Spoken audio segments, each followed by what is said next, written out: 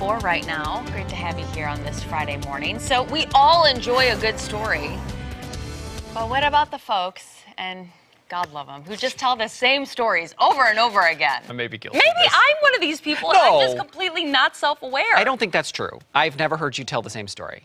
The thing is, I'm running out. I'm just got to make some new stories. Yeah. Well, some folks make bore us. It turns out there's new research that finds that we actually, if you tell the same story over and over, we judge you and your character very harshly. From the Wall Street Journal, you've told that story 100 times. Please stop.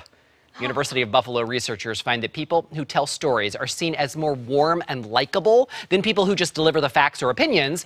However, people who repeat the same stories are judged as less secure and less sincere and less authentic. However, there is one easy way to save yourself from that fate. If you are that person who tells that same story over and over again, research finds that if you start your story by acknowledging it's a repeat, like you can say things like, oh, this is a story I really like, or as I always say, even like a joke about it, researchers say that you actually can repeat the story as many times as you want, and people are not going to judge you. In fact, it's the same, that they still see you as a storyteller who's authentic and sincere, even if inside they're groaning a little bit about having heard the story before.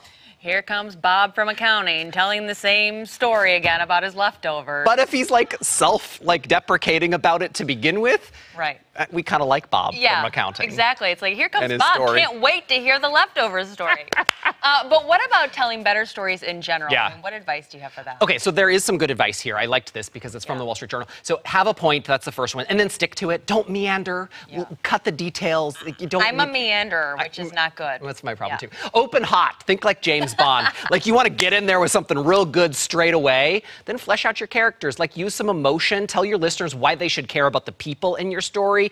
Build tension, but don't exaggerate, especially if it's a true story. You know, share something about yourself. That can be really engaging, but don't overshare. And that's the key. Like it's this fine line between I want to tell you this thing, but I don't want to. I don't want to be creepy. Right, because that can get bad fast. It's a very thin line between look at me and my authentic self versus look at me. You definitely want to avoid me when you see me next time. That's exactly right. Yeah, the self-deprecation really helps a lot. Otherwise, you're just that person on Instagram bragging all the time. Like you know that person. Don't be that person when you're a storyteller.